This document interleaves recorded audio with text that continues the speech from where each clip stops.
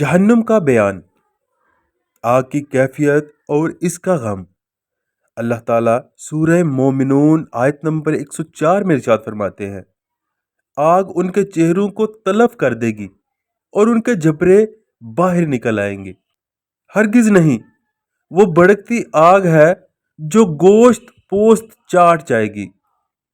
نبی صلی اللہ علیہ وآلہ وسلم نے فرمایا، جب جہنمیوں کو کہا جائے گا کہ اب تمہیں کبھی موت نہیں آئے گی، تو اگر غم سے مر جانا ممکن ہوتا تو جہنمی اس میں ہی مر جاتے۔ جامعہ ترمذی، سند صحیح ہے۔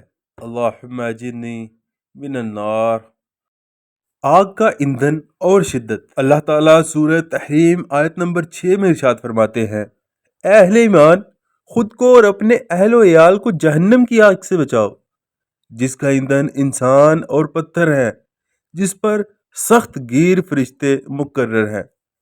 نبی اکرم صلی اللہ علیہ وآلہ وسلم نے فرمایا، جہنم کی آگ تمہاری اس دنیا کی آگ سے 70 گنا زیادہ ہے۔ صحابہ رضی اللہ نے عرض کی کہ اللہ کی قسم، جلانے کے لیے تو دنیا کی آگ ہی کافی تھی۔ صحیح مسلم۔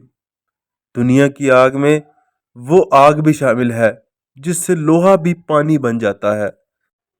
جہنمیوں کی کیفیت۔ نبی اکرم صلی اللہ علیہ وآلہ وسلم نے فرمایا، جہنمیوں کا دانت احد پہاڑ کے برابر ہوگا اور اس کی کھال کی موٹائی 3 دن کی مسافت کے برابر ہوگی۔ صحیح مسلم۔ نبی صلی اللہ علیہ وآلہ وسلم نے فرمایا، تکبر کرنے والوں کو چیونٹیوں کی مانند اٹھایا جائے گا، ان پر ذلت ہر طرف سے چھا رہی ہوگی۔ جہنم میں موجود ایک جیل کی طرف ان کو ہانکا جائے گا، وہاں بدترین آگ ان کو گھیر لے گی اور انہیں جہنمیوں کے جسم سے نکلنے والی پیپ اور خون پینے کو دیا جائے گا۔ جامعہ ترمذی۔ رسول اللہ صلی اللہ علیہ وآلہ وسلم نے ارشاد فرمایا، میری امت کے بعض جہنمیوں کو اتنا بڑا کر دیا جائے گا، وہ جہنم کا ایک کونا ہوں گے۔ سنن ابن ماجہ۔ جہنم کا مشروب۔